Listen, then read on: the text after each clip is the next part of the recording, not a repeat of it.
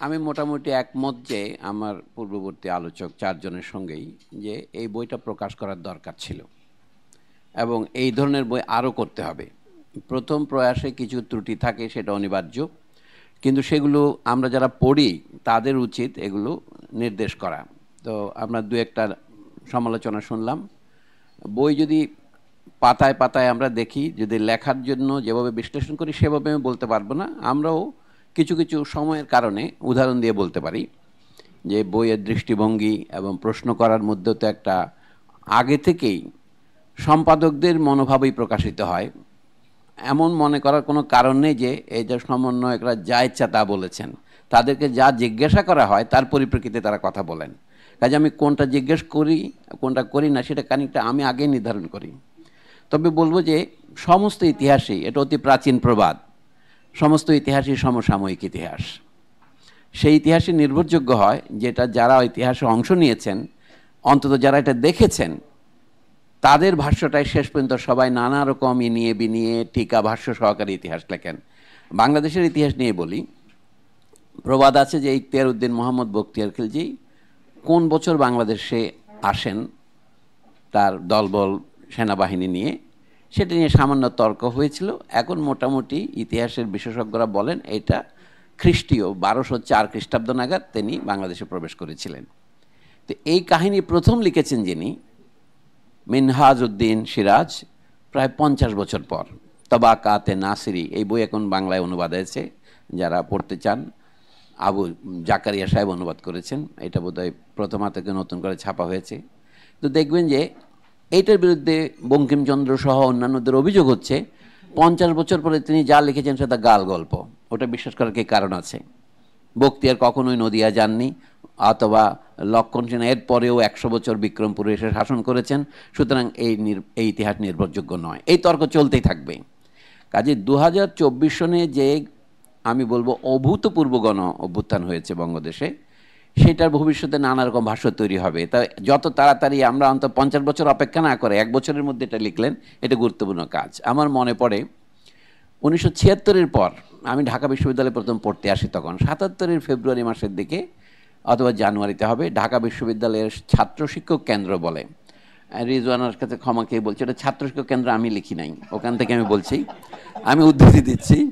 ওই টিএসসি যেটা বলা হয়, ইংরেজিতে তো আর ছাত্রছাত্রী না, ইংরেজিতে স্টুডেন্ট বললে সব হয়। টিচারের তো ফিমেল টিচার মেল টিচার নাই, আগে ছিল প্রফেসর প্রফেসররা, এটা আর নাই। ইংরেজি তো এখন সবাই প্রফেসর বলে।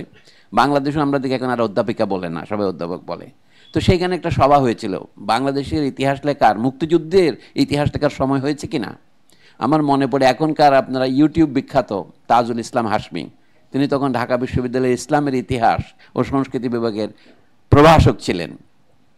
তো তাকেই প্রবন্ধ লিখতে বলা হয়েছিল। এটা আলোচনার আয়োজন করেছিলেন ইতিহাস পরিষদ, মমতাজুর রহমান তরফদার। সেখানে পণ্ডিতে খুব তর্ক লেগেছিল যে এখনই বাংলাদেশের মুক্তিযুদ্ধের ইতিহাস লেখার সময় এসেছে কিনা। ঘটনার তখন 5 বছর পার হয়ে 6 বছরে পড়েছে। আমি ছিলাম অত্যন্ত নবীন ছাত্র, 18 বছর বয়স। মমতাজুর রহমান তরফদার কী কারণে জানি আমাকে পছন্দ করতেন, বলে তুমি একটু মন্তব্য করো এই প্রবন্ধের উপর। এটা তো সম্মেলন ছিল জাতীয়। তো আমি একটা গল্প বলেছিলাম যে মানুষের, সে গল্প এখানে পুনরাবৃত্তি করছি না, গল্পের সার কথা ছিল যে মানুষের ইতিহাসের সারমর্ম 3 শব্দে প্রকাশ করা যায়: মানুষ জন্মিয়াছে, দুঃখ পাইয়াছে এবং মরিয়াছে। কিন্তু এইটা তো আপনি বলবেন এটা তো বিষাদ আন্তক অথবা এটা হতাশাব্যঞ্জক গল্প। মানুষের দুঃখটাই হচ্ছে মানুষ ইতিহাস সৃষ্টি করে আমরা বলি। তো এখানে ইতিহাসের দুটো মোটিভ নিয়ে আমি কথা বলি। ইংরেজিতে যেটাকে আমরা মোটিভ বলি, বাংলায় বলে ব্রত। অনেকগুলো ব্রত এক করলে ইংরেজিতে মোটিভস বলবেন, বাংলায় বলে আলপনা। এই বইতে একটা আলপনা তৈরি হয়েছে, অনেকগুলো ব্রত আলোচনা হয়েছে। আমি একটা বা দুটোর বেশি বলবো না সময়ের অভাবে। একটা হচ্ছে তার বিষয়বস্তু নিয়ে, আরটা তার ভাষা নিয়ে। বিষয়বস্তুর মধ্যে হচ্ছে কি, এই আন্দোলনের প্রথম যেটা আমার চোখে পড়ে সেটা হলো অভূতপূর্ব হানাহানি। আপনারা বিবিসির মতো করে বলবেন সহিংসতা, ইংরেজিতে বলে ভায়োলেন্স। মানে ফরাসি ভাষায় ভায়োলেন্সের ভিতরে মূল শব্দ হচ্ছে ভিওল, ল্যাটিন থেকে আসা। ভিওল মানে ফরাসিতে ব্যবহার করে, এটার মানে হচ্ছে রেপ। আর ভিওলেন্স মানে আমরা যেটাকে মানে রক্তারক্তি, হানাহানি, না পারে সহিংসতাটাই বিবিসির কারণে চালু হয়েছে আমাদের দেশে। এই আন্দোলনের বৈশিষ্ট্য হচ্ছে কি দমন নীতি, পীড়ন নীতি, যেটাকে আমরা ফেসিবাদ বললে আমি মনে করি বেশি বলা হয় না। মানে আধুনিক ইউরোপীয় পণ্ডিতেরা নাম দিয়েছেন লেট ফ্যাসিজম, অর্থাৎ দ্বিতীয় মহাযুদ্ধের পরে আমরা একবার মনে করেছিলাম ফ্যাসিবাদ পৃথিবী থেকে উঠে চলে গেছে। ফ্যাসিবাদ নানা নামে পরিচিত ছিল, ইটালিতে ফ্যাসিবাদ, জার্মানিতে নাৎসিবাদ, পৃথিবীর অন্যান্য দেশে ব্ল্যাক শার্ট, ব্রাউন শার্ট, নানা রকম আন্দোলন হয়েছে। এমনকি ভারতে আরএসএস যে পদ্ধতি ফলো করে ওইটাই হচ্ছে ফ্যাসিবাদের নানা ধরন। বাংলাদেশে এটা এসেছিল এক নেতা এক দেশ বঙ্গবন্ধু বাংলাদেশ এই স্লোগান দিয়ে। এর আরও বিভিন্ন বৈশিষ্ট্য আছে। এইবার আন্দোলনকে দমন করার জন্য যে পরিমাণ আমি বলবো সহিংসতা বা হানাহানি করা হয়েছে সরকারের তরফ থেকে, রেজিমের তরফ থেকে বলতে পারেন, গোটা ওই ভায়োলেন্সের রেজিম, যেটা যে নতুন ধন সঞ্চয়ের যে প্রকল্প তৈরি হয়েছে বাংলাদেশে, কার্ল মার্কসদের পুরনো ভাষা ব্যবহার করে বলা যায় প্রিমিটিভ অ্যাকিউমুলেশন অফ ক্যাপিটাল, এখনকার যিনি বলে ক্রনিক ক্যাপিটালিজম, ওইটাকে রক্ষা করার জন্যেই শুধুমাত্র বয়ানটা শুধু মুক্তিযুদ্ধ বনাম মুক্তিযুদ্ধ বিরোধিতা নয়, এই অভূতপূর্ব হিংসার প্রমাণ আমরা দেখি। যে জাতিসংঘ যে কনজারভেটিভ রিপোর্ট বের করেছেন তাতেও দেখা যায় শহীদের সংখ্যা 1400, এই কয়েক বছরের মধ্যে যাদের আহতদের সংখ্যা কত হাজার, নতুন লিমিট এখনো হিসাব হয়নি। এবং ওই শেখ হাসিনার 15 বছরের মধ্যে বলা হচ্ছে যারা গুম হয়েছেন তাদের সংখ্যা 700-এর কাছাকাছি, এবং ক্রসফায়ারে যারা মারা গিয়েছেন তাদের সংখ্যা 7000-এর কাছাকাছি। এই তথ্যগুলিকে আলাদা তথ্য বলা যাবে না। আন্দোলন শেষ মুহূর্তে ক্ষমতা হারাবার আগে তিনি যে পরিমাণ তার দলীয় বাহিনী এবং পুলিশ বাহিনী এবং এমনকি আধা সামরিক এবং শেষ পর্যায়ে সামরিক বাহিনীকেও ব্যবহার করেছেন, যেটা কল্পনা করা যায় না। সেটাকে যারা পরাজিত করেছেন এই ছাত্ররা, তাদের নিয়ে আমাদের প্রশ্ন হচ্ছে তারা কি সংগঠিত শক্তি ছিলেন না নিজেরা স্বসংগঠিত? পূর্ব থেকে সংগঠিত নয় কোনো রাজনৈতিক দল যারা গত 15 বছর আন্দোলন করেছেন তারা যেভাবে জনগণকে ঐক্যবদ্ধ করতে পারেন নাই, এরা পেরেছেন।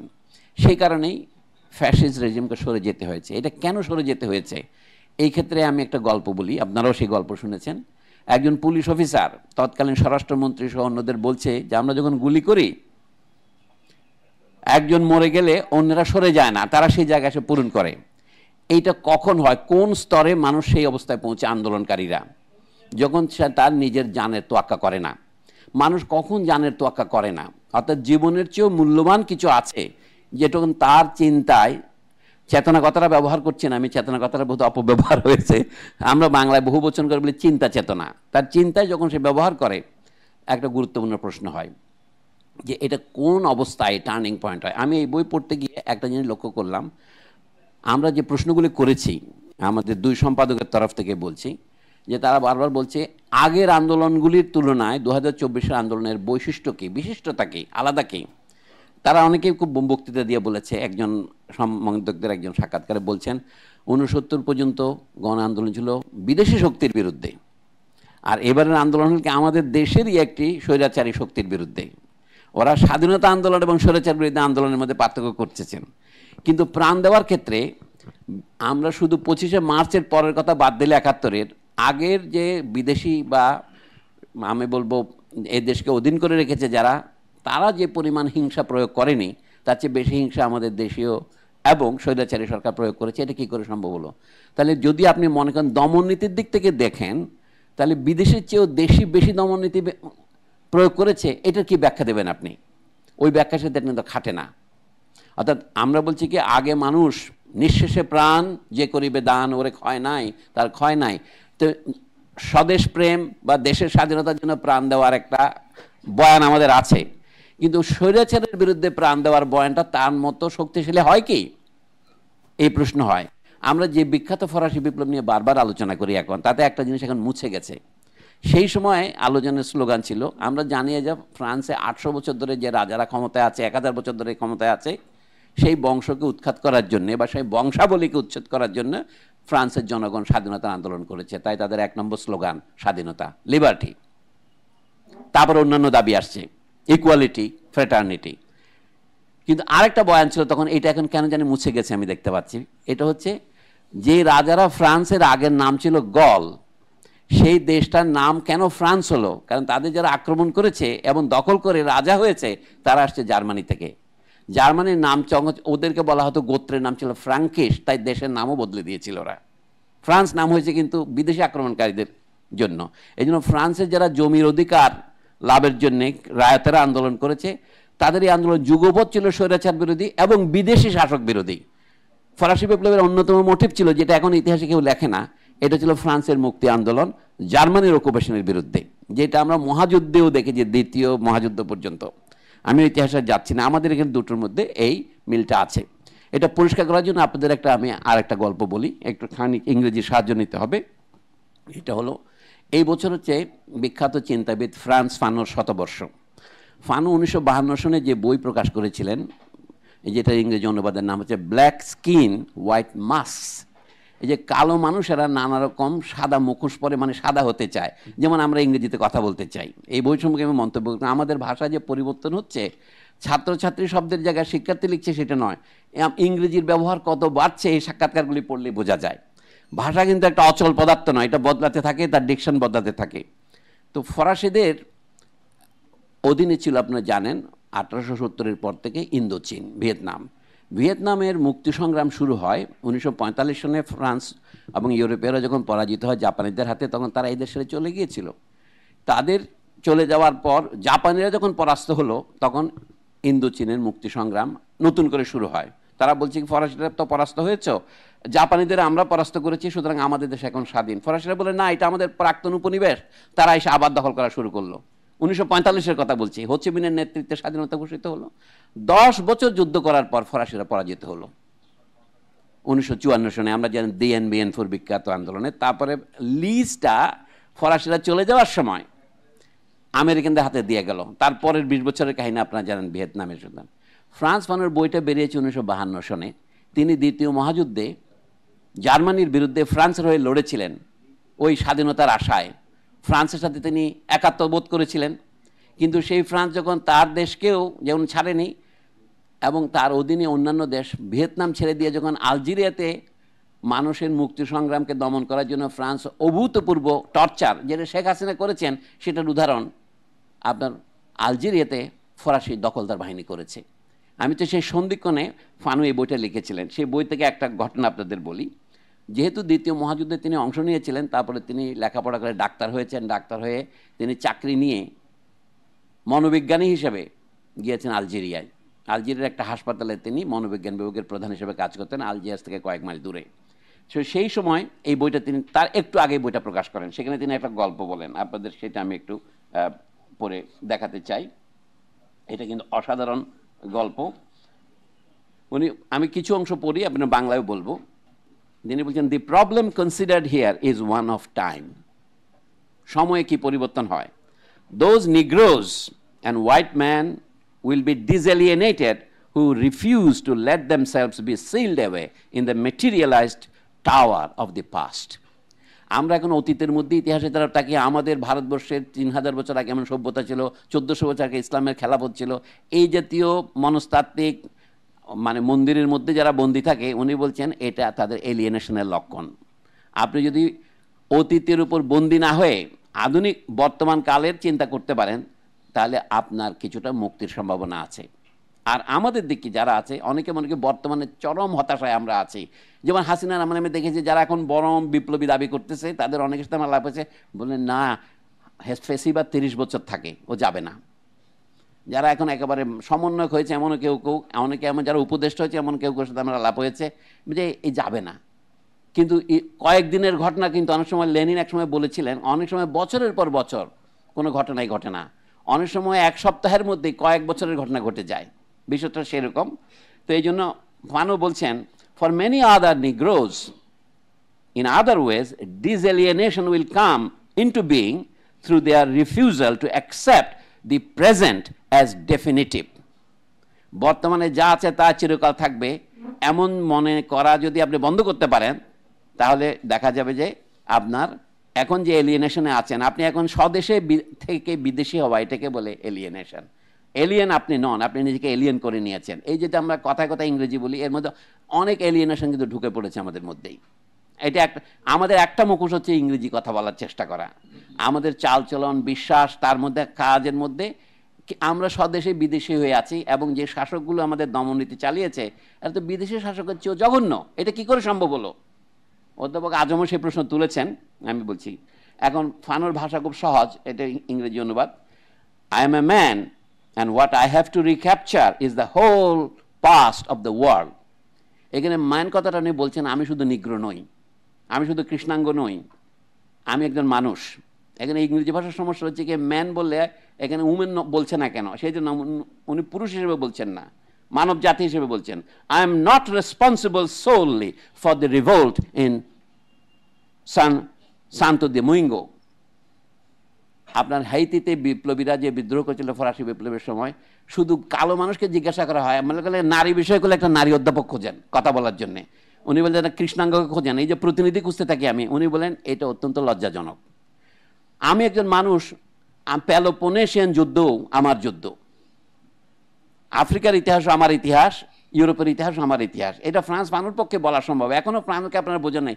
আপনারা যারা ফুকু, দেরিদা, দলুজ, গুয়াত্তারি নিয়ে লেকচার দিচ্ছেন, আমি দেখি এখানে একটা লজ্জাজনক ব্যাপার আছে। এদের সবার চেয়ে বড় চিন্তাবিদ হচ্ছেন ফ্রান্স ফানো। এটা আমি দাবি করেই বলছি, আপনারা কেউ মানবেন না, কিন্তু তাকে আপনারা তো গুরুত্ব দিচ্ছেন না, কিন্তু চামড়া সাদা নয়। এবং তিনি ফরাসি ভাষা ফুকুর চেয়েও ভালো লিখতেন, সেটা কথা বাদ দিয়েও বলছি, তারপরেও যে সাদা নয়। আমি যে ফুকুর সমস্ত বই এক পাল্লা নিয়ে যদি আমি ফানুর একটি বইকে এক পাল্লা দিয়ে আমি সমান ভাববো না। এটা বলে ও সলিমুল্লাহ খান চরমপন্থী কথা বলেন। আমি কথাটা এই পরের বক্কাটা শুনে বুঝবেন ফুকুর সমস্ত ডিসিপ্লিন অ্যান্ড পানিশ এটা অতিক্রম করেছে এই কথাগুলো। Every time a man has contributed to the victory of the dignity of the spirit, every time a man has said no to an attempt to subjugate his fellow man, I have felt solidarity with his act. মানুষ মানুষের উপর অত্যাচার করছে, যখন আপনি তা আপনি না বলে দাঁড়িয়েছেন, আমি আপনার সাথে একাত্ম হয়েছি, ফানু বলছেন। এটা আমি এখানে সাদা কালো ভেদ করছি না, নারী পুরুষ ভেদ করছি না। In no way should I derive my basic purpose from the past of the peoples of color.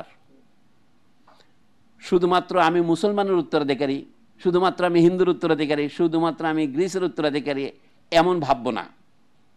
কৃষ্ণাঙ্গের জন্য কৃষ্ণাঙ্গের ইতিহাসটা রিজার্ভ রাখা 15% এটা নয়। পৃথিবীর সমস্ত ইতিহাসের আমি নৈতিক উত্তরাধিকারী এবং আমি দায়িত্ব বহন করি। অতীতে আমার পূর্বপুরুষেরা দাস ছিল, তোমার পূর্বপুরুষেরা তাদেরকে পিটাইতো, অথবা তুমি বলেছে আমার পূর্বপুরুষেরা আগে মানুষ সিদ্ধ করে খাইতো, আমাদেরকে তুমি ক্যানিবাল বলেছ। আসো সেগুলি ভুলে যাই, বর্তমানকে করে পুনর্গঠন করব সেই ইতিহাস থেকে জ্ঞান নিয়ে। তখন উনি বলছেন, in no way should I dedicate myself to the revival of an unjustly unrecognized Negro civilization.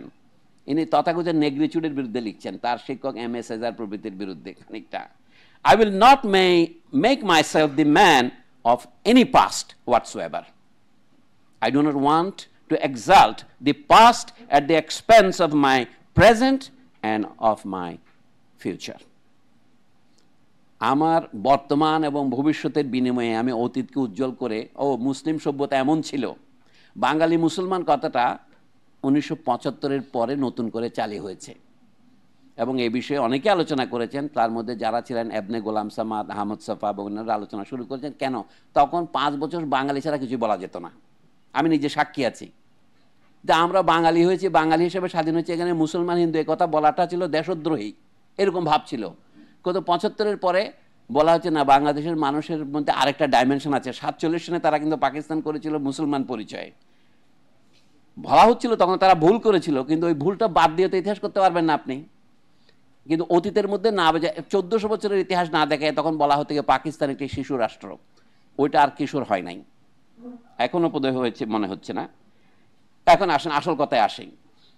আপনারা একটা কথা শুনেছেন কিছুদিন আগে, ব্ল্যাক লাইভস ম্যাটার আন্দোলনে আই ক্যানট ব্রিথ, এটা ফ্রান্স ফানোর এই কথা, এবং যার গলায় চেপে ধরেছিল পুলিশ অফিসার মার্কিন যুক্তরাষ্ট্রের কোনো এক শহরের প্রাঙ্গণে, সেইটাই বলছিল I cannot breathe, I am strangle, এটা লিটারালি বলেছিল। কিন্তু ফানু এই কথাটা বেরিয়েছিল এই বইতেই, এখানে আমি পড়ছি। It is not because the Indo Chinese, মানে ভিয়েতনামিজদের সম্বন্ধে বলছে, it is not because the Indo-Chinese has discovered a culture of his own that he is in revolt. তখন ইন্দো চীনে যুদ্ধ চলছে 1945 থেকে 1954 পর্যন্ত। এই বইটা 52 সনে প্রকাশিত হয়েছে, ফ্রান্স থেকে প্রকাশিত, প্যারিস থেকে প্রকাশিত। It is because quite simply it was in more than one way becoming impossible for him to breathe. সে যুদ্ধ করেছে, তার অতীত সভ্যতা গৌরবজনক ছিল, বর্তমানে অপমানিত হয়েছে, সেই জন্য নয়। সে যুদ্ধ করছে, এখন তার কাছে আক্ষরিক করতেই এখন আর নিঃশ্বাস নেওয়া সম্ভব হচ্ছে না, সে খেতে পাচ্ছে না, সে দাঁড়াতে পারছে না। আমরা অনেকটা জিনিসটা বুঝতে পারছি না, মানুষের অভাবের কথা আমরা বুঝি, কিন্তু মর্যাদার কথাটা আমরা এখনো ঠিক কোয়ান্টিফাই করতে পারি না। মর্যাদা কম বেশি কি করে হয়? ফানুক বলছেন, when one remembers the stories with which in 1938 old regular sergeants described the land of piastres and rickshaws, of cut-rate boys and women, one understands only too well the rage with which the men of the Viet Minh go into battle.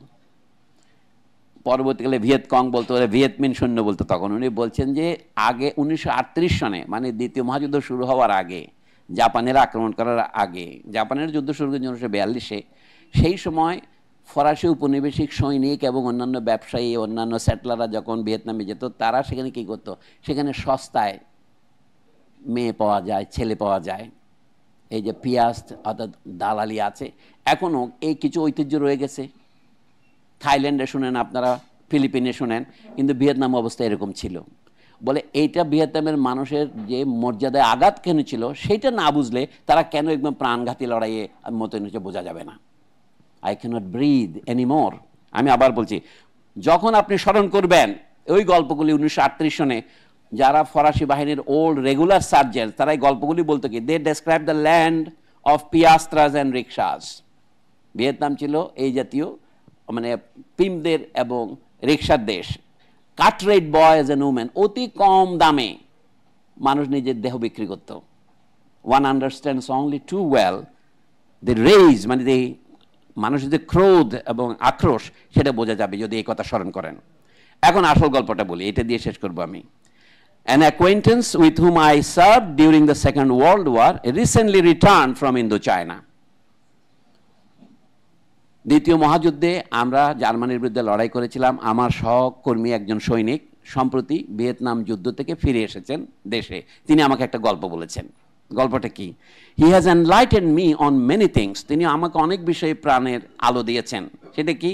For instance, the serenity with which young Vietnamese of 16 or 17 faced firing squads.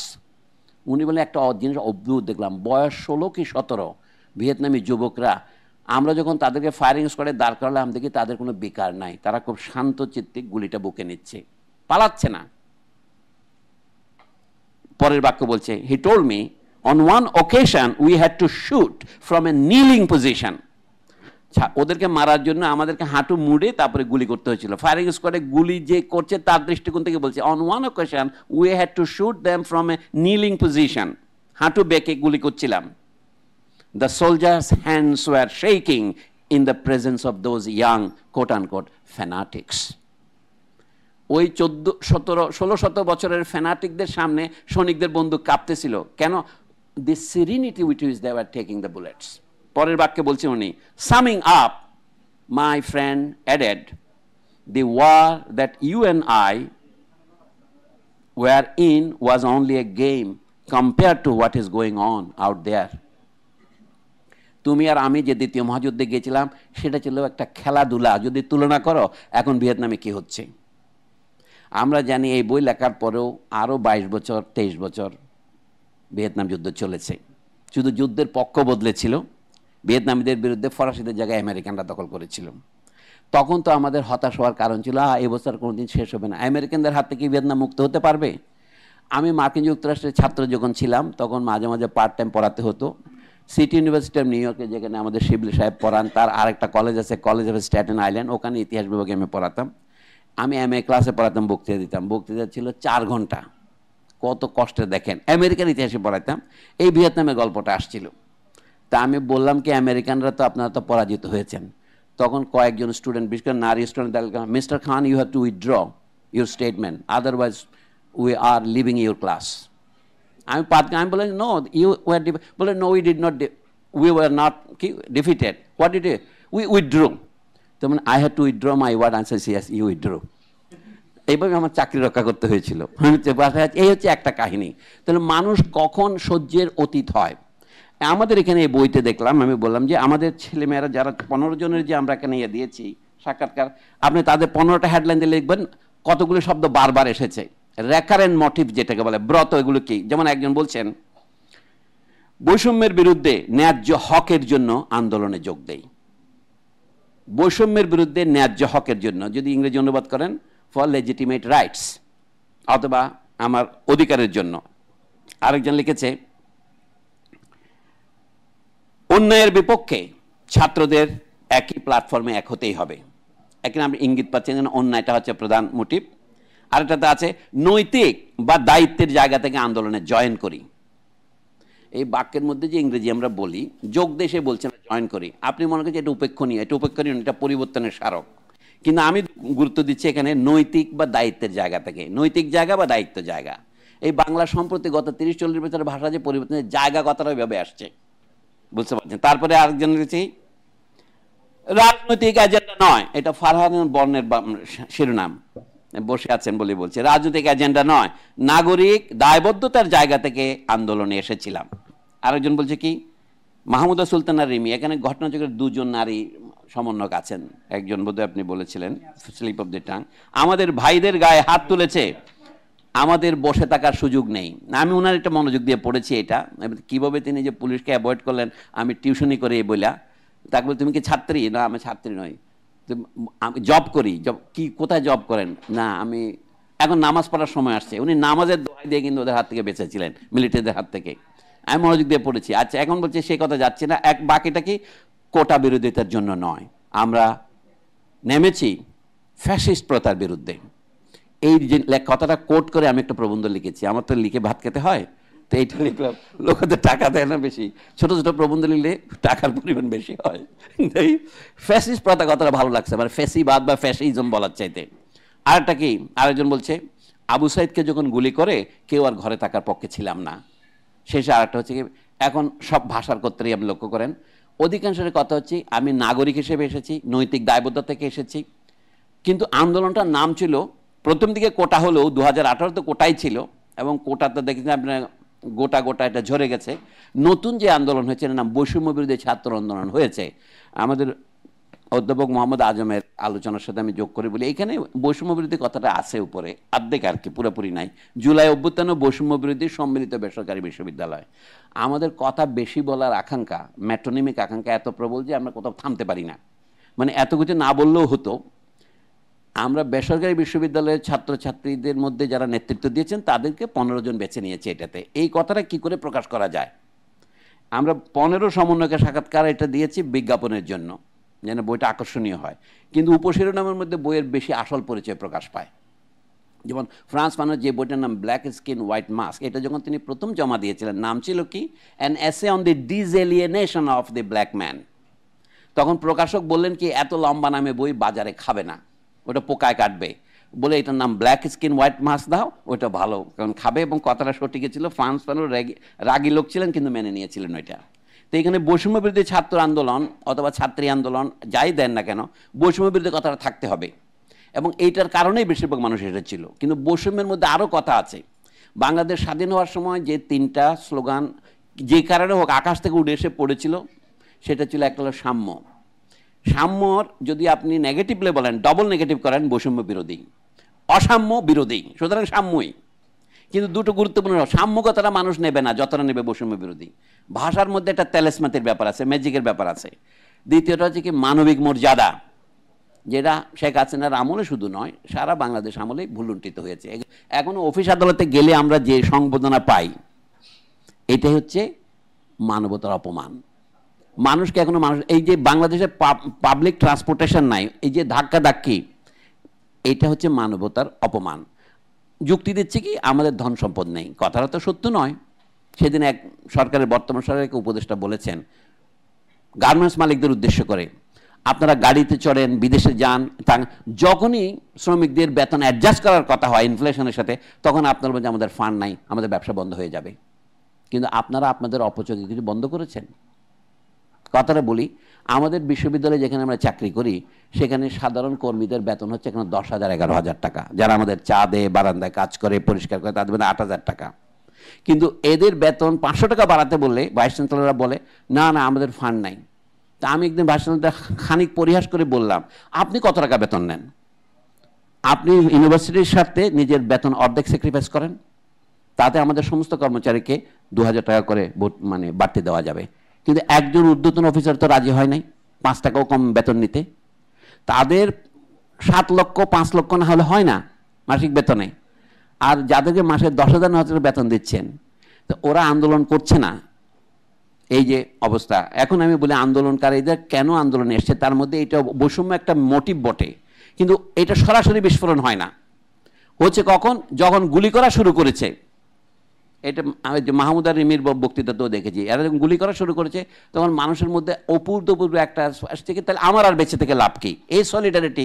অধ্যাপক আজম যে প্রশ্ন করেছেন সেটার উত্তর হচ্ছে না, কিন্তু তারপরেও আজকে 8 মাস যাওয়ার পরেও, আগের লোক তো বটেই, কিন্তু মাসুদ কামালের মতো সাংবাদিক যেভাবে, এমনকি খালেদ মহিউদ্দিনের মতো সাংবাদিক যেভাবে, মানে বর্তমান সরকারের সমালোচনা করা আমাদের দায়িত্ব, কিন্তু তারা যেভাবে আগের সরকারের প্রশংসা করা শুরু করেছেন, এমনকি আমাদের 21 পদক প্রাপ্ত শহীদুল আলম সাহেব শিল্পী, তিনিও বলছেন মানুষ এরকম বলছে কেন, এটা ভাবতে হবে। তাহলে এটা কি করে সম্ভব হলো? মানে গত সরকারের অত্যাচারের এখন 1 বছরও পার হয় নাই, মানে মানুষ মনে করছে ওইটার জন্য অ্যাজ ইউজুয়াল পুলিশি অত্যাচার, পুলিশ ব্রুটালিটি থেকে এটাকে রূপান্তরিত করা যাবে? যাবে না। তাহলে গোটা জিনিসটা আমরা হয়তো বুঝতে পারি নাই। তো এই জায়গায় এখন একটা উদাহরণ দেই, ফারহান হাসান বর্ণের সাক্ষাৎকার পড়লাম, সেখানে একটা দেখলাম, আপনাদের মধ্যে একটা প্রশ্ন হচ্ছে প্রাইভেট পাবলিক এবং ভাগ করছেন। আমার মনে হয় ভাগ এইভাবে না করে কর্তৃপক্ষ, প্রাইভেটে হোক পাবলিকে হোক, তারা কি করেছেন একটা পরিষ্কার আলোচনা হওয়া দরকার। এখন বর্ণের সাক্ষাৎকারে তো আমি একটা পড়ে একটু ভয় পেয়ে গেলাম, আমি একটু বলি তাহলে কি হচ্ছে। আমাদের এখানে কত আক্রমণ হয়েছিল, আমি উদাহরণ দেওয়াই পছন্দ করি, আমার বক্তৃতার যেন দীর্ঘ না হয় এই উদাহরণটা দেই আমি ভাষাগত আলোচনার আগে। আমাদের এখানে প্রাইভেট ইউনিভার্সিটির সবগুলো কর্তৃপক্ষ, 2-1টা বাদে, প্রথম দিকে ছাত্রদেরকে আন্দোলনে না যেতে উৎসাহিত করেছে, করে নাই? আপনার কথা বলেছেন আন্দোলনের প্রথম দিন ওনারা আমাদের বলেছেন যে এভাবে আন্দোলন হয় না। ইনি বলছেন, ফারহান হাসান বর্ণ হচ্ছে ইউলেবের শিক্ষক, যেখানে ঘটনাচক্রে আমিও চাকরি করি, তো সেইখানে উনি বলছেন কর্তৃপক্ষ, আমি নিজেও সাক্ষী আছি, আমি একটু পরে বলবো, যেভাবে পাচ্ছিলেন আমাদের কনভিন্স করার ট্রাই করেছেন, যখন আমরা তাদের কথা শুনিনি, আপোষ করিনি, কিছু ফ্যাকাল্টি বিরক্ত হয়ে এক পর্যায়ে আমাদের ইনডাইরেক্টলি কিছু বকাঝকাও করেন। ওইটা ভদ্রভাবে লিখেছে, ইনডাইরেক্ট অনেকে ডাইরেক্টলি প্রায় প্রহার করার উদ্যোগ নিয়েছেন। শুধু তাই নয়, তারা এখনো করছেন, এই কথা কিন্তু আপনারা লুকুন করে যাচ্ছেন। আমাদের সাথে অন্তত 21 জন শিক্ষক বিবৃতি দিয়েছিলেন বিশ্ববিদ্যালয়ের ছাত্রদের উপর অত্যাচারে যারা সহায়তা করেছেন তাদেরকে সরে যেতে হবে। উপাচার্য, প্র উপাচার্য এবং অন্যান্য, আমি আর নাম বলছি না, একজনও সরেনি। এবং কি যে শিক্ষকরা বিবৃতি দিয়েছিলেন এর সরে যেতে হবে, তারা 20 জনই প্রত্যাহার করেছেন তাদের বক্তব্য, বলে না আমরা এটা পারিবারিক ব্যাপার, আমরা মীমাংসা করে ফেলেছি। একটা মজার স্লোগান হচ্ছে কি, you love is a family বলেছেন, কিন্তু ফারহানের বর্ণের সাক্ষ্য এটা মিলছে না। আর অন্যান্য, ওদের এক বন্ধু আছে অনসুন্দর মুখটে গিয়েছিলেন পরে এই বিষয়ে, আমি একটু পরে দেখি। আন্দোলন শুরু হবার 40 মিনিট পর দেখি ইউনিভার্সিটির অথরিটি বা লিগের কেউ ফোন করায় কয়েক গাড়ি পুলিশ চলে আসে। আমাদের আন্দোলন থামিয়ে দিতে তারা হুমকি ধমকি দিচ্ছিল। তারা বলে এভাবে আন্দোলন করা যাবে না, এটা অন্যায়, তোমরা বাসায় ফিরে যাও, ব্লা ব্লা আরো কত কি। এটা বাস্তব অভিজ্ঞতা। কিন্তু এই আপনি যদি ইংরেজিতে একটা কথা আছে, পেপারিং ওভার দ্য ক্র্যাকস, আন্দোলনের ন্যারেটিভের মধ্যে আমরা এটা আনছি না। শিক্ষকরা সহায়তা করেছেন, যারা সহায়তা করেছেন তাদের প্রতি আমি মাথা নত করছি, কিন্তু বিরোধিতা করেছেন বেশি। ঢাকা বিশ্ববিদ্যালয়ের শিক্ষক সমিতি বিরোধিতা করেছেন, মানে একটা উদাহরণ দিচ্ছি, আরো উদাহরণ দিতে পারে। আমাদের এগুলিতে কোনো শিক্ষক সমিতি নাই। সবচেয়ে লজ্জার বিষয় কি জানেন, এই আন্দোলনের পরে আমরা কয়েকজন বললাম যে আসুন আমরা একটা শিক্ষক সমিতি করি শিক্ষকদের অধিকার রক্ষার জন্য এবং ছাত্রদের সমর্থন করার জন্য। কেউ রাজি হয় না। প্রাইভেট ইউনিভার্সিটির ডিজেনারেশন কোন পর্যায়ে গিয়েছে, এটা শ্রেণী স্বার্থের সাথে জড়িত, এটা তাদের মিডিয়াম অফ ইনস্ট্রাকশন সাথে জড়িত। তাদের একজনও ডিফেন্ড করতে পারে না কেন আমাদের মিডিয়াম অফ ইনস্ট্রাকশন ইংরেজি হবে, কিন্তু তারা সেটা করেই চলেছেন। এই মোরাল করাপশন না হলে হাসিনার রেজিম কেন 16 বছর টিকেছিল আপনি কখনোই ব্যাখ্যা করতে পারবেন না। মহাত্মা আজমের জবাবের অল্প অংশ এটা আমি বলি, এরপরে মানে মোহাম্মদ আজম ভুল হয়েছে আর কি, না মহাত্মা বলতে আমার আপত্তি নাই, দি great man of course, because he is my friend. তো আসুন একটু শেষ করি তাহলে। তাহলে কি করলো, আমরা ঠিক সেই মুহূর্তে মোহাম্মদপুর, গাবতলী, বেড়িবাঁধ রোড ব্লকেট করে আন্দোলন করছিলাম। যখন পুলিশ সদস্যরা আমাদের সরাতে পারছিল না তখন ডিরেক্ট হুমকি দেয়, আমরা যদি 10 মিনিটের মধ্যে আন্দোলন উঠিয়ে না নিই তাহলে ওরা আমাদের যা করার করবে। ঠিক একই সময় সাবেক সেনাপ্রধান আজিজের ভাতিজা কমিশনার আসিফ তার সন্ত্রাসী দলবল নিয়ে আমাদের এখানে অবস্থান নেয় এবং পুলিশ থাকাকালে আমাদের সাথে ওরাও নানা রকম থ্রেট ও হুমকি দিচ্ছিল। এখানে ছাপার একটু বলেছে থ্রেটটা থ্রেড হয়ে গেছে, মজার বলে আপনারা এখানে কিভাবে আন্দোলন করেন দেখে নেব। এই যে রাস্তায় আন্দোলন করছেন সেটা আমাদের করা, এই রাস্তা আমরা বানাইছি, বুঝছেন, আমরা করেছি, এরকম আরো অনেক কিছু বল। এটা সামান্য সাক্ষ্য দিচ্ছে, কিন্তু আমরা এটা মনে যাচ্ছি রাস্তার মালিক আমরা, পদ্মা সেতু আমরা করেছি, যেন নিজের বাপের টাকা করেছি। ইউনিভার্সিটির বাস একে করে লেখা থাকে লজ্জা করেন না আপনাদের প্রধানমন্ত্রীর উপহার? এখন এক জায়গায় দেখলাম প্রধান উপদেষ্টার উপহার। রাষ্ট্রীয় সম্পত্তি আপনি তো দেবেন, বরাদ্দ করবেন, এটা তো আপনার উপহার না। আপনি বড়জোর বলতে পারেন বরাদ্দকৃত। আচ্ছা, ছাত্ররা বলছেন কিন্তু আমরা কোনোভাবেই রাস্তা ছাড়িনি, আমরা তাদের স্পষ্ট জানিয়ে দিই আমরা আমাদের কর্মসূচি থেকে বিন্দু মাত্র আপোষ করব না। এইভাবে চলছে টান টান উত্তেজনাকর পরিস্থিতি। তখন একদিকে শত শত শিক্ষার্থী স্লোগান দিচ্ছে, মাশাআল্লাহ এখানে শিক্ষার্থী শব্দটা আছে কিন্তু, অপরদিকে পুলিশ ও ছাত্রলীগ আমাদের সাথে তর্ক করে ভয়ভীতি প্রদর্শন করছে যে আন্দোলন তুলে না দিলে তাদের যা করার তারা করবে। এরকম শত শত ঘটনা আছে। আসল কথায় আসি, এখন আমাদের এখানে যখন ছাত্রদের পিটানো হচ্ছিল তখন কি হচ্ছিল একটা দেখেই। আপনারা বলছেন না ইউনিভার্সিটিতে অনেকগুলো আশ্রয় দিয়েছে ছাত্রদের, আমাদের ইউনিভার্সিটিতে ছাত্রদের ঢুকতেই দেয় নাই বিশ্ববিদ্যালয় কর্তৃপক্ষ।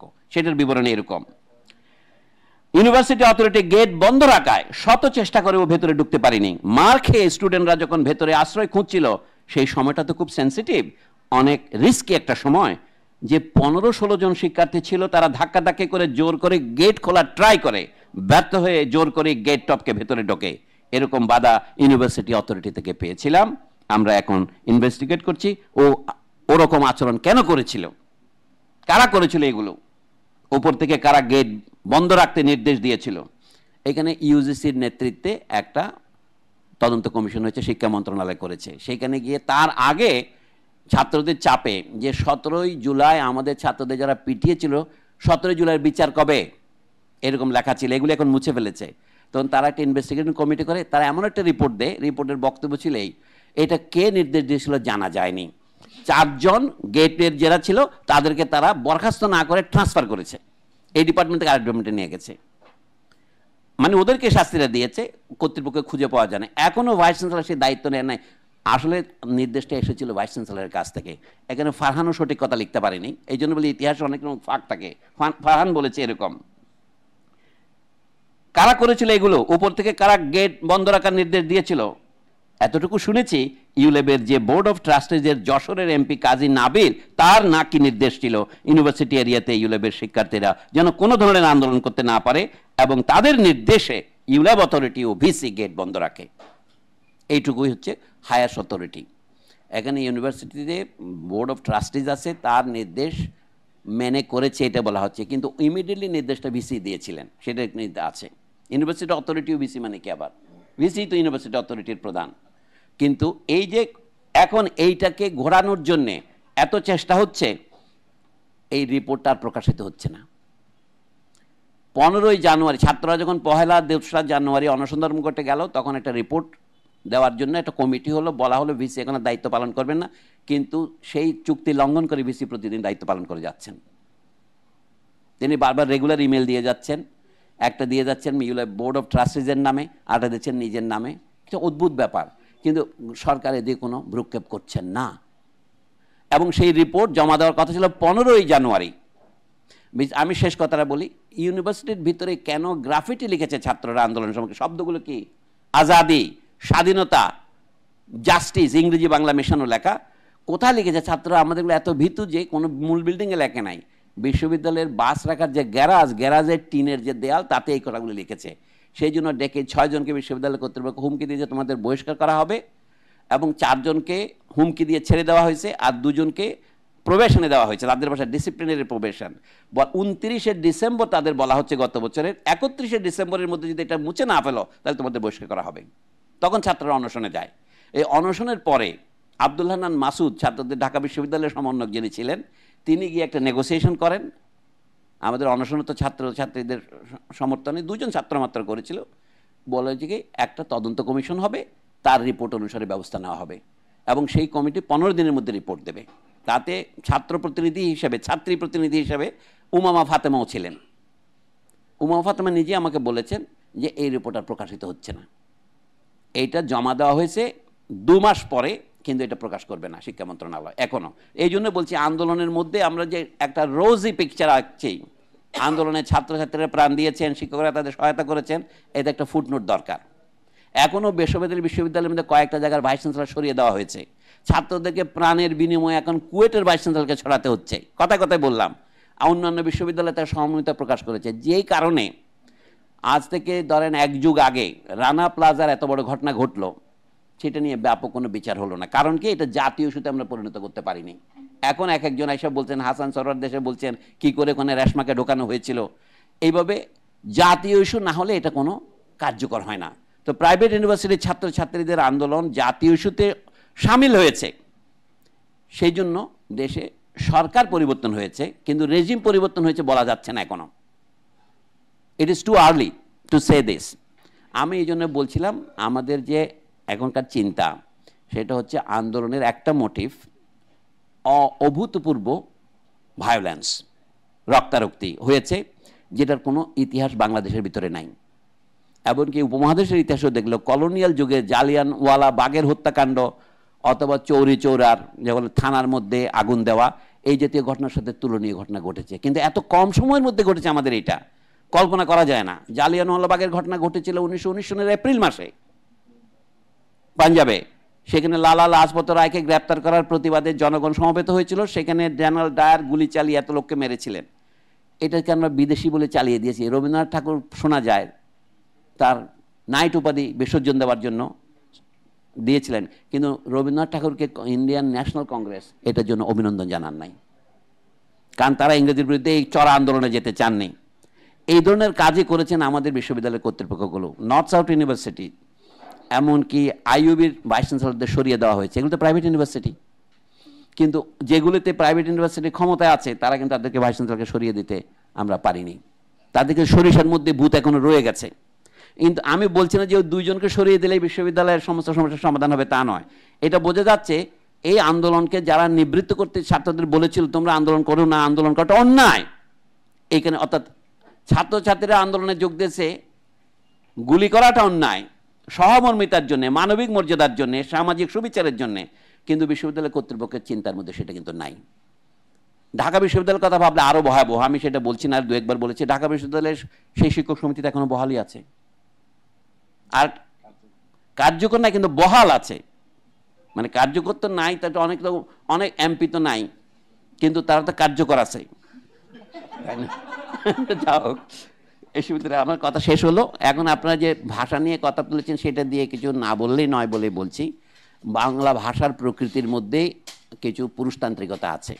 শুধু যদি বাংলা ভাষা থাকতো তাহলে বাংলাকে গালি দিতাম, কিন্তু এটা তো হিব্রু ভাষাতেও আছে, এমনকি আরবিতেও আছে, তাই না? আরবিতে যখন বলেন সমস্ত সর্বনাম আল্লাহর জন্য, সব তো পুরুষই, তাই না? আপনার তো পক্ষে সেটা বদলানো সম্ভব নয়, আরবির ব্যাপার আমার ব্যাপার নয়, কিন্তু বাংলা ভাষাতে যেটা করা যায় সেটা আমরা করব। এখন আমাদের দেশে শিক্ষার্থী শব্দর জায়গা যদি আমি ছাত্রছাত্রী ব্যবহার করি, এখানে 2টো জিনিস হয়, অন্যায়টা দূরীভূত হয়। কিন্তু কেউ যদি বলে যে না ছাত্রী ছাত্র বলতে হবে, তো ভাষার যে গঠন সেটা কিন্তু সে মানে কাব্যিক দিক থেকে সেটা অনুমোদন করে না। যেমন অনেকে এখানে লিখছেন সভা প্রধান লিখছেন, সভাপতি না লিখে, সভানেত্রী না লিখে। আমরা এই ভাষার যে জেন্ডার বেস আছে সেটার অবশ্যই পুরুষতান্ত্রিক, এ বিষয়ে কোনো সন্দেহ নাই। এটাকে আপনি পরিবর্তন করতে হলে কতটুকু পরিবর্তন করতে পারবেন ভাষার পরিবর্তন না করে? আমাদের বাংলায় নয়, হিন্দিতেও এই সমস্যা আছে। আমাদের বাংলায় আবার অনেকগুলো জেন্ডার নাই, যেমন সর্বনামে জেন্ডার নাই আমাদের। ইংরেজিতে হি সি আছে, বাংলা কিন্তু সে বললে হিদিও বোঝায়, মানে বাংলাদেশে তো সি আছে, এটা সেইভাবে উচ্চারণ করি আমরা, হে আর নাই। কিন্তু নোয়াখালীতে গেলে হয়তো আমরা হে বলবো, কিন্তু ওই জিনিসটা মানে কিন্তু একই। তো কোনো কোনো জায়গায় ভাষার প্রকৃতি দিকেও দেখতে হবে। এইটা শুধুমাত্র আমি বা আপনি রচনা করেছি তা নয়। আমি বলছি এই বই যারা সম্পাদনা করেছেন তাদের সম্পর্কে একটা কথা আমি বলছি। যখন ওরা লিখছে যে 15 সমন্বয়ক, সমন্বয়ক তো পুরুষতান্ত্রিক শব্দ, সমন্বয়িকা নয় কেন? সমন্বয়িকা নয় কেন, নায়ক লিখলে নায়িকা হয়। তো বাংলা ভাষার এই জেন্ডার সমস্যা কিন্তু অনেক দূরে। আরেকটা যে আমরা বলছি এই যে কথা কথা শ্রেণী এবং লিঙ্গ, লিঙ্গ শব্দটা বাংলা ভাষা ছিলই না। লিঙ্গ চিহ্নকে আপনি জেন্ডার অর্থে নিয়ে আসছেন। আগে সবসময় পুরনো বাংলাতে জাতি বলতো, এক জাতি দিয়ে কত, রবীন্দ্রনাথ ঠাকুরের লেখা থেকে নারী জাতি পুরুষ জাতি। এখন আমি বাঙালি জাতি, পাঞ্জাবি জাতি, অথবা হাঁড়ি জাতি, ডোম জাতি, ব্রাহ্মণ জাতি, বৌদ্ধ জাতি। বৌদ্ধ জাতির ইতিহাস আছে, আমাদের বিখ্যাত দীনেশ চন্দ্র সেন, ওনারা তো বৌদ্ধ জাতির ইতিহাস লিখে বসছেন। হিন্দুদের মধ্যে কাস্টও একটা জাতি, আমরাও জাতি। কাজে আমি যে ভাষা সংস্কারের একটা অভূতপূর্ব ব্যাপার আমাদের আছে, যেটা আগে হয়নি, এখন হচ্ছে। এবং এখন ভাষা যে এই যে জেন জি বলছেন আপনি, এটা কি করে হলো? যেটা এটা সরাসরি আমেরিকা থেকে আসছে, সেই জন্যেই আমরা এটা অনুবাদ করার কোনো দায়িত্ব বোধ করিনি। অর্থাৎ তারা দায়িত্ব নেয় নাই, আমরাও তো নেব নাই। জেন মানে কি? জেনারেশন। জি মানে কি? আগে তাকে আমরা এতদিন আমরা জেড বলতাম, এখন আমেরিকানের জেডকে জি বলে। জে মানে তো বর্ণমালা 26 নম্বর অক্ষর, সুতরাং শেষ জেনারেশন। কিন্তু এরা তো জেনারেশন এও হইতে পারে, যেহেতু একবিংশ শতাব্দীতে শুরু, তাই না? অধিকাংশের জন্ম দেখলাম, আমি সেদিন দেখলাম যে মাহফুজ আলমের জন্ম 1998-তে। মানে মাহফুজ আলম মানে যে উপদেষ্টা, তার জন্ম 1998। তারা 1997-তে জন্ম, 98-তে জন্ম, 99-তে জন্ম, মানে 1990-এর আগে জন্ম নিয়েছেন এমন কেউ দেখা যাচ্ছে না। মানে হচ্ছে এরা হলো নবীন জেনারেশন।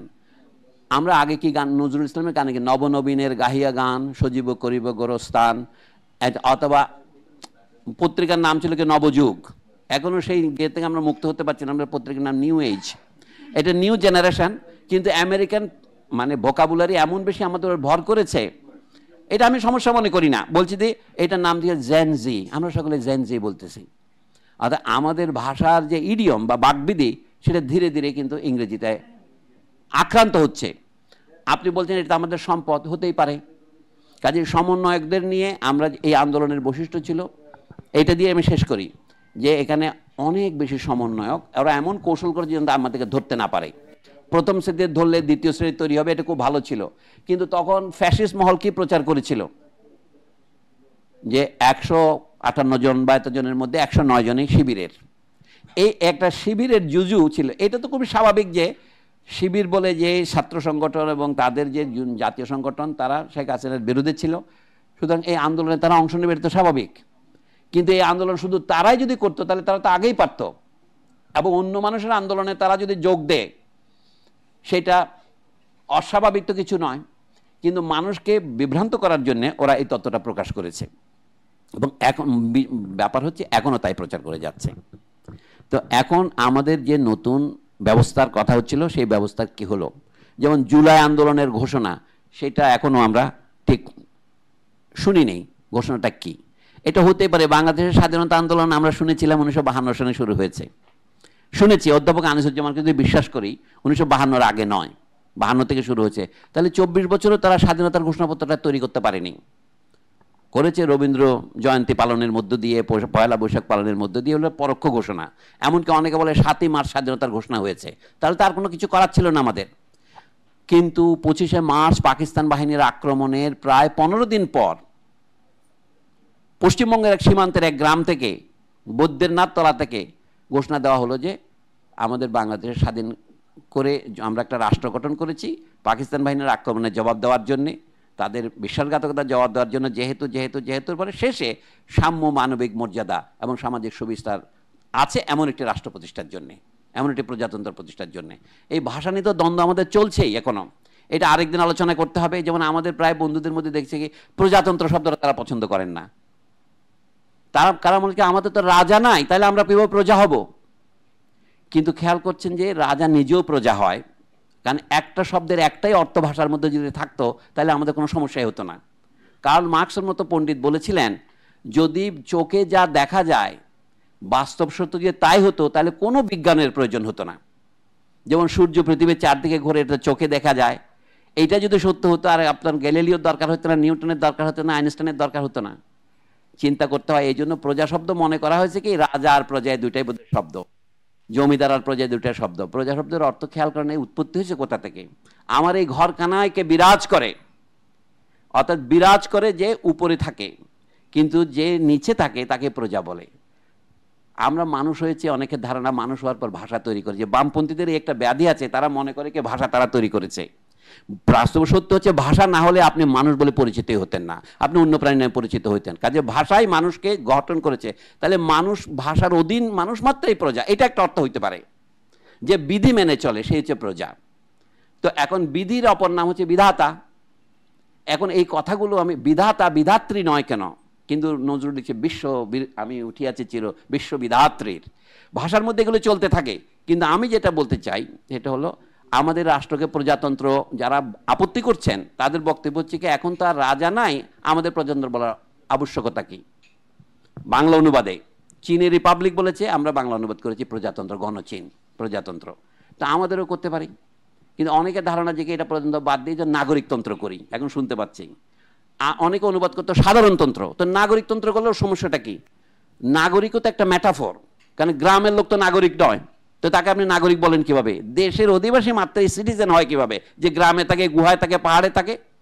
তাহলে এটা ম্যাটাফর। আমি দাবি করছি প্রজাতন্ত্র কথাটা ম্যাটাফর, লিটারালি প্রজা হওয়ার দরকার নেই। ভাষার থেকে যেটা পরম্পরাক্রমে চলে আসে, অনেকে পছন্দ করবেন না, আমি তো সভাপতি কথাটা একটা ম্যাটাফর। যদি কেউ আইন করে বলতে পারেন যে আমি ভাষার এই পদ্ধতি বদলে দেব, অনেকে বলতো বাংলা ভাষাকে সোজা করতে হবে, এই যে ক্ষয় শয় জটিল অক্ষর এগুলো তুলে দিতে হবে। ভাষা নিজেই তুলে দেয়, যেগুলি প্রয়োজন নাই সেগুলি তুলে দেয়। আমরা পদ্মার বলি না, আমরা পদ্মাই বলি।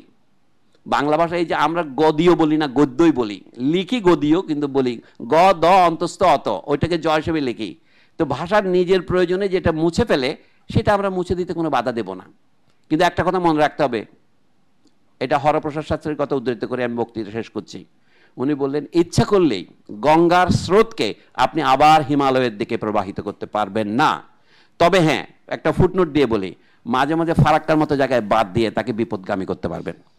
ধন্যবাদ।